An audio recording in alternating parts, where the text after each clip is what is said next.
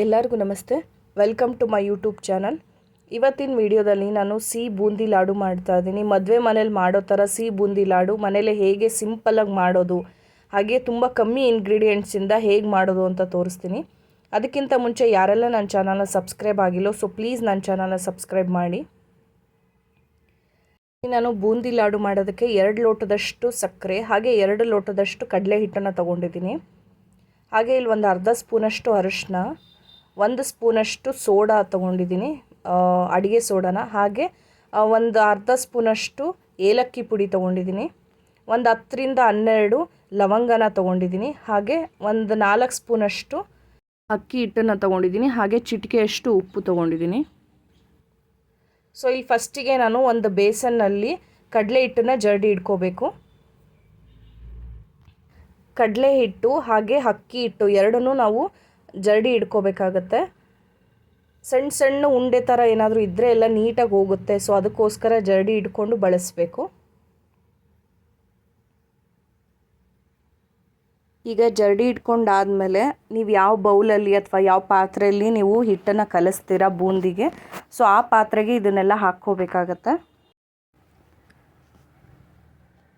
ಈಗ ಕಡಲೆ ಹಿಟ್ಟಿಗೆ ಇಲ್ಲಿ ನಾನು ಸೋಡಾ ಹಾಕ್ಕೊತಾ ಇದ್ದೀನಿ, 1 ಸ್ಪೂನಷ್ಟು ಸೋಡಾ, ಹಾಗೆ ಚಿಟಿಕೆಯಷ್ಟು ಉಪ್ಪು, ಅರ್ಧ ಸ್ಪೂನಷ್ಟು ಅರಿಶಿನ, ಇದಿಷ್ಟನ್ನು ಹಾಕ್ಕೊಂಡು ಮಿಕ್ಸ್ ಮಾಡ್ಕೊತಾ ಇದ್ದೀನಿ. ಇದೆಲ್ಲ ನೀಟಾಗಿ ಮಿಕ್ಸ್ ಆದಮೇಲೆ ಸ್ವಲ್ಪ ಸ್ವಲ್ಪನೇ ನೀರು ಹಾಕ್ಕೊಂಡು ಮಿಕ್ಸ್ ಮಾಡಬೇಕಾಗತ್ತೆ. ಒಂದೇ ಸಲಿಗೆ ಜಾಸ್ತಿ ನೀರು ಹಾಕ್ಕೊಂಡು ಮಿಕ್ಸ್ ಮಾಡಬಾರ್ದು. ಎಲ್ಲೂ ಗಂಟಾಗ್ದಲ್ಲಿರೋ ಥರ ನೀಟಾಗಿ ಮಿಕ್ಸ್ ಮಾಡ್ಕೋಬೇಕು.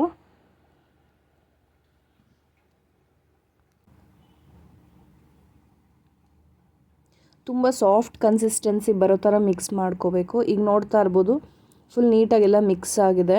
ಹಾಗೆ ಎಲ್ಲೂ ಗಂಟಾಗ್ದಲ್ಲೇ ಇರೋ ಥರ ಈ ಥರ ಇರಬೇಕು ನೋಡಿ ಕನ್ಸಿಸ್ಟೆನ್ಸಿ. ಒಂದು ಫ್ಲೋ ಅಲ್ಲಿ ಮೇಲಿಂದ ಈ ಚೌಟಲ್ಲಿ ಈ ಥರ ಹಾಕಿದ್ರೆ ಎಲ್ಲೂ ಕಟ್ಟಾಗ್ದಲ್ಲೇ ಇರೋ ಥರ ಬರಬೇಕು. ಸೊ ಈ ಥರ ಬರೋವರೆಗೂ ನಾವು ನೀಟಾಗಿ ಮಿಕ್ಸ್ ಮಾಡ್ಕೋಬೇಕಾಗತ್ತೆ.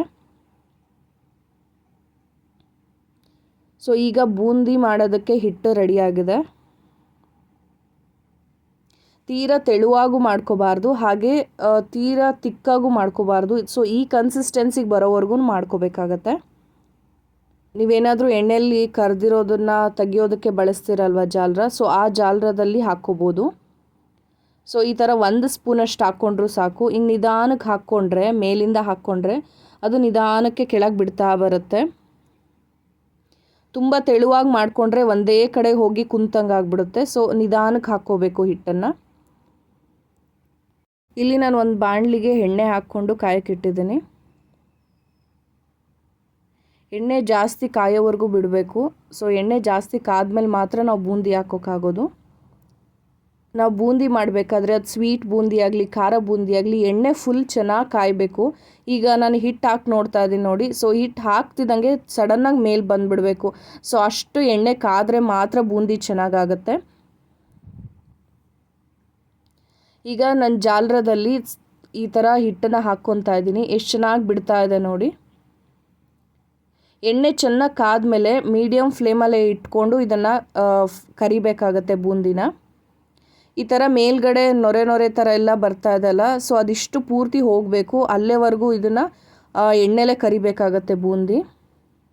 ತುಂಬ ಕ್ರಿಸ್ಪಿಯಾಗಿ ಮಾಡ್ಕೋಬಾರ್ದು ಬೂಂದಿನ. ಖಾರ ಬೂಂದಿಗಾದರೆ ತುಂಬ ಕ್ರಿಸ್ಪಿಯಾಗಿರಬೇಕು. ಸೊ ಈ ಬೂಂದಿ ಒಂದು 2 ನಿಮಿಷ ಅಥವಾ 3 ನಿಮಿಷ ಅಷ್ಟೇ, ಜಾಸ್ತಿ ಹೊತ್ತು ಬಿಡಬಾರ್ದು ಬೂಂದಿನ. ಸೊ ಈಗ ನೊರೆ ನೊರೆ ಎಲ್ಲ ಹೋಗಿದೆ, ನೀವು ನೋಡ್ತಾ ಇರ್ಬೋದು. ಹಾಗೆ ನೀವು ಯಾವ ಜಾಲರದಲ್ಲಿ ತೆಗಿತೀರಲ್ವ ಬೂಂದಿ, ಸೊ ಅದರಲ್ಲಿ ಹೀಗೆ ತೊಗೊಂಡು ಕೆಳಗೆ ಹಾಕಿದ್ರೆ ಸೌಂಡ್ ಕೇಳಿಸುತ್ತೆ. ಅಂದರೆ ನಿಮಗೆ ಗೊತ್ತಾಗುತ್ತೆ ಬೂಂದಿ ಆಗಿದೆ ಅಂದ್ಬಿಟ್ಟು. ಸೊ ಮೀಡಿಯಮ್ ಆಗಿರಬೇಕು, ತುಂಬಾ ಕ್ರಿಸ್ಪಿಯಾಗಿರಬಾರ್ದು ಬೂಂದಿ. ಸೊ ಒಂದು 5 ನಿಮಿಷ ಅಷ್ಟೇ ಹಾಕಿಬಿಟ್ಟು ತಕ್ಷಣಕ್ಕೆ ತೆಗೆದುಬಿಡಬೇಕು ಬೂಂದಿನ. ತುಂಬ ಕ್ರಿಸ್ಪಿಯಾಗಿ ಆಗಿಬಿಟ್ರೆ ಬೂಂದಿ ಅಷ್ಟು ಚೆನ್ನಾಗಿ ಆಗೋದಿಲ್ಲ. ಸೊ ಅದಕ್ಕೋಸ್ಕರ ಇಲ್ಲಿ ನಾನು ಕಡಲೆ ಹಿಟ್ಟು ಏನು ಅಳತೆಯಲ್ಲಿ ತೊಗೊಂಡಿದ್ದೀನಿ ಅಂದರೆ, ನೀವು 1 ಗ್ಲಾಸ್ ಕಡಲೆ ಹಿಟ್ಟು ತೊಗೊಳ್ರಿ ಅಥವಾ 2 ಗ್ಲಾಸ್ ಕಡಲೆ ಹಿಟ್ಟು ತೊಗೊಳ್ರಿ. ಸೊ ಅದೇ ಸೇಮ್ ಕ್ವಾಂಟಿಟಿಯಲ್ಲೇ ಸಕ್ಕರೆನ ತೊಗೋಬೇಕಾಗತ್ತೆ ಪಾಕ ಮಾಡ್ಕೊಳೋದಕ್ಕೋಸ್ಕರ. ಹಾಗೆ ಇಲ್ಲಿ ನಾನು ಅಕ್ಕಿ ಹಿಟ್ಟನ್ನು ಏನಕ್ಕೆ ಬಳಸ್ತಾ ಇದ್ದೀನಿ ಅಂದರೆ, ನೀವು ನೋಡ್ತಾ ಇರ್ಬೋದು ಬೂಂದಿ ಎಷ್ಟು ದುಂಡುಗೆ ಬಂದಿದೆ ಅಂದ್ಬಿಟ್ಟು. ಸೊ ಅಷ್ಟು ಚೆನ್ನಾಗಿ ಬೂಂದಿ ಆಗಬೇಕು ಅಂದರೆ ನೀವು ಅಕ್ಕಿ ಹಿಟ್ಟನ್ನು ಬಳಸಬೇಕಾಗತ್ತೆ. ಯಾವಾಗಲೂ ಖಾರ ಬೂಂದಿ ಮಾಡ್ತಾ ಇರ್ತೀವಿ ಅಂದಾಗ ಸೊ ಈ ಥರ ಸಿಹಿ ಬೂಂದಿ ತುಂಬಾ ಚೆನ್ನಾಗಿರುತ್ತೆ ಮಕ್ಕಳಿಗೂ ತಿನ್ನೋದಕ್ಕೂ. ಹಾಗೆ ತುಂಬಾ ಈಸಿಯಾಗಿ ಮನೆಯಲ್ಲೇ ಬೇಗನೆ ಆಗೋಗುತ್ತೆ. ಖಾರ ಬೂಂದಿ ಆದರೆ ತುಂಬ ಹೊತ್ತು ಕರಿಬೇಕು, ಕ್ರಿಸ್ಪಿಯಾಗಿ ಆಗಬೇಕು ಅನ್ನೋದಕ್ಕೋಸ್ಕರ. ಬಟ್ ಇದು ಜಾಸ್ತಿ ಹೊತ್ತು ಕರಿಯೋದು ಬೇಕಾಗೋದಿಲ್ಲ. ಒಂದು 5 ನಿಮಿಷ ಫ್ರೈ ಆಗ್ತಿದ್ದಂಗೆ ಇಮಿಡಿಯೇಟಾಗಿ ತೆಗೆದುಬಿಡಬೇಕು. ಇದನ್ನು ಜಾಸ್ತಿ ಫ್ರೈ ಮಾಡಿಬಿಟ್ರೆ ಏನಾಗುತ್ತೆ ಅಂದರೆ ನಿಮಗೆ ಪಾಕದಲ್ಲಿ ಹಾಕಿದಾಗ ಸಕ್ಕರೆ ಹೀರ್ಕೊಳೋದಿಲ್ಲ. ಅದಕ್ಕೋಸ್ಕರ ನೀವು ಜಾಸ್ತಿ ಹೊತ್ತು ಫ್ರೈ ಮಾಡಬಾರ್ದು. ನೀವು ನೋಡ್ತಾ ಇರ್ಬೋದು. ಸೊ ಈಗ ಬೂಂದಿ ಎಲ್ಲ ಕರೆದಿದ್ದಾಗಿದೆ. ಈಗ ನಾನು ಒಂದು ಹಿಂಗೆ ಮುಟ್ಟಿ ತೋರಿಸ್ತೀನಿ. ಸೊ ಈ ಥರ ಹೀಗೆ ಪ್ರೆಸ್ ಮಾಡಿದ್ರೆ ನೀಟಾಗಿ ಪ್ರೆಸ್ ಆಗಬೇಕು, ಕ್ರಿಸ್ಪಿಯಾಗಿರಬಾರ್ದು ಅದು. ಸೊ ಒಡಿಬಾರ್ದು, ಮೆತ್ತಗಿರಬೇಕು. ಸೊ ಈ ಥರ ಇದ್ದರೆ ಬೂಂದಿ ಇದು ಸಿಹಿ ಬೂಂದಿಗೆ ರೆಡಿಯಾಗಿದೆ ಅಂದ್ಬಿಟ್ಟು. ಈಗ ಇದೇ ಎಣ್ಣೆಗೆ ನಾನು ದ್ರಾಕ್ಷಿ, ಗೋಡಂಬಿ, ಲವಂಗನ ಫ್ರೈ ಮಾಡ್ಕೊತಾ ಇದ್ದೀನಿ. ದ್ರಾಕ್ಷಿ ಗೋಡಂಬಿ ಬೇಡ ಅಂದರೆ ಸೊ ಸ್ಕಿಪ್ ಮಾಡ್ಬೋದು, ಅಥವಾ ಇದು ಬೇಕು ಅಂದರೆ ಆ್ಯಡ್ ಮಾಡ್ಕೋಬೋದು. ಹಾಗೆ ಇದನ್ನು ನೀವು ಎಣ್ಣೆಲಿ ಕರಿಯೋದು ಬೇಡ ಅಂದರೆ ಸೊ ನೀವು ಇದನ್ನು ತುಪ್ಪದಲ್ಲೂ ಕರೆದಿಟ್ಕೋಬೋದು. ಈಗ ದ್ರಾಕ್ಷಿ ಗೋಡಂಬಿ ಎಲ್ಲ ಫ್ರೈ ಮಾಡಿದ್ದಾಗಿದೆ. ಸೊ ಈಗ ಪಾಕಕ್ಕೆ ರೆಡಿ ಮಾಡ್ತಾ ಇದ್ದೀನಿ. ಇಲ್ಲಿ ಒಂದು ದೊಡ್ಡ ಪಾತ್ರೆಯಲ್ಲಿ ನಾನು 2 ಗ್ಲಾಸಷ್ಟು ಸಕ್ಕರೆನ ತೊಗೊಂಡಿದ್ದೀನಿ. ಸೊ ಈಗ ಸಕ್ಕರೆ ಮುಳುಗೋಷ್ಟು ನೀರು ಹಾಕಬೇಕಷ್ಟೆ, ಜಾಸ್ತಿ ನೀರು ಹಾಕಬಾರ್ದು. ಸೊ ಅರ್ಧದಷ್ಟು ನೀರು ಹಾಕಿದ್ರೂ ಓಕೆ. ಇಲ್ಲಿ ಸಕ್ಕರೆ ಎಲ್ಲ ಕರಗಿ ನೀರು ಕುದಿಬೇಕು. ಸೊ ಅಲ್ಲಿವರೆಗೂ ಬಿಡಬೇಕು.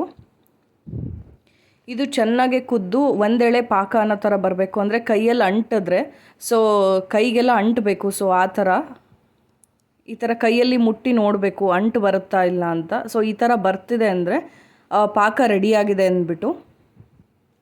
ಅಥವಾ ನಿಮಗೆ ಕೈಯಲ್ಲಿ ಗೊತ್ತಾಗಲಿಲ್ಲ ಅಂದರೆ ಸೊ ಈ ಥರ ಒಂದು ಪ್ಲೇಟಲ್ಲಿ ನೀರು ಹಾಕಿ ನೋಡಬೇಕು. ಒಂದು ಬೆರಳಲ್ಲಿ ಅಂದರೆ ಸೊ ಒಂದು ಕಡೆ ಹೋಗೋ ಥರ ಅನ್ನಿಸ್ಬೇಕು, ಅದು ನಿಮಗೆ ಗೊತ್ತಾಗುತ್ತೆ. ಸೊ ಆ ಥರನೂ ಚೆಕ್ ಮಾಡ್ಬೋದು. ಸೊ ಈಗ ಪಾಕ ರೆಡಿ ಆದಮೇಲೆ ಏಲಕ್ಕಿ ಪುಡಿನ ಹಾಕಬೇಕು. ಏಲಕ್ಕಿ ಪುಡಿ ಹಾಕಿ ಇನ್ನೊಂದು 2 ನಿಮಿಷ ಸ್ಟವ್ ಆಫ್ ಮಾಡ್ತೀವಿ ಅನ್ನೋ ಟೈಮಲ್ಲಿ ಏಲಕ್ಕಿ ಪುಡಿನ ಹಾಕಬೇಕು. ಹಾಗೆ ಇದಕ್ಕೆ 1-2 ಡ್ರಾಪ್ಸಷ್ಟು ನಿಂಬೆಹಣ್ಣಿನ ರಸನ ಹಾಕಬೇಕು. ಏನಕ್ಕೆ ಅಂದರೆ ಕಲರ್ ಚೆನ್ನಾಗಿ ಬರುತ್ತೆ ಅನ್ನೋದಕ್ಕೋಸ್ಕರ. ಇದನ್ನು ಹಾಕಿ ನೀಟಾಗಿ ಮಿಕ್ಸ್ ಮಾಡಿಬಿಟ್ಟು 1-2 ನಿಮಿಷ ಬಿಟ್ಟು ಸ್ಟವ್ ಆಫ್ ಮಾಡಬೇಕು. ಸೊ ಈಗ ಪಾಕ ರೆಡಿಯಾಗಿದೆ ಅಂದ್ಬಿಟ್ಟು. ಇದು ಬಿಸಿ ಇದ್ದಂಗ್ಲೇ ಸೊ ಡ್ರೈ ಫ್ರೂಟ್ಸ್ ಆಗಿರ್ಬೋದು ಅಥವಾ ಬೂಂದಿ ಕಾಳು ಎಲ್ಲದನ್ನು ಹಾಕಿ ಮಿಕ್ಸ್ ಮಾಡಬೇಕಾಗತ್ತೆ. ಸೊ ಈಗ ಬೂಂದಿ ಕಾಳು ಎಲ್ಲ ಒಂದು ಪರಾತದಲ್ಲಿ ತೆಗೆದಿಟ್ಕೊಂಡಿದ್ದೆ. ಸೊ ಈಗ ಅದನ್ನು ಎಲ್ಲದನ್ನು ಹಾಕಿ ನೀಟಾಗಿ ಮಿಕ್ಸ್ ಮಾಡಿಡ್ತಾ ಇದ್ದೀನಿ. ಇಲ್ಲಿ ಯಾವಾಗಲೂ ಬೂಂದಿ ಕಾಳು ತೆಗೆದಾದ್ಮೇಲೆ ಸೊ ಪಾಕನ ಬಿಸಿ ಮಾಡ್ಕೋಬೇಕು. ಪಾಕ ಬಿಸಿ ಇದ್ದಾಗಲೇ ಬೂಂದಿ ಕಾಳನ್ನು ಹಾಕಿ ಪಾಕ ಎಲ್ಲದಕ್ಕೂ ಹತ್ತೋ ಥರ ಮೇಲೆ ಕೆಳಗೆಲ್ಲ ಚೆನ್ನಾಗಿ ತಿರುಗಬೇಕಾಗತ್ತೆ ನಾವು. ಸೊ ಬಿಸಿ ಇದ್ದಾಗಲೇ ಪಾಕ ಚೆನ್ನಾಗಿ ಹೀರ್ಕೊಳುತ್ತೆ ಬೂಂದಿ. ಅದಕ್ಕೋಸ್ಕರ ಬಿಸಿ ಇದ್ದಾಗಲೇ ಪಾಕಕ್ಕೆ ಮಿಕ್ಸ್ ಮಾಡಬೇಕಾಗತ್ತೆ. ಹಾಗೆ ಒಂದು ಸಲ ಎಲ್ಲದನ್ನು ಮೇಲೆ ಕೆಳಗೆ ಎಲ್ಲದನ್ನು ಮಾಡಿಬಿಟ್ಟು ಪ್ಲೇಟನ್ನು ಮುಚ್ಚಿಡಬೇಕಾಗತ್ತೆ. ಸೊ ಅದು ಒಂದು 1/2 hour ಅಥವಾ ಆ ಥರ ಬಿಟ್ಟರೆ ನಿಮಗೆ ಅದು ಪಾಕ ಪೂರ್ತಿ ಹೀರ್ಕೊಳುತ್ತೆ.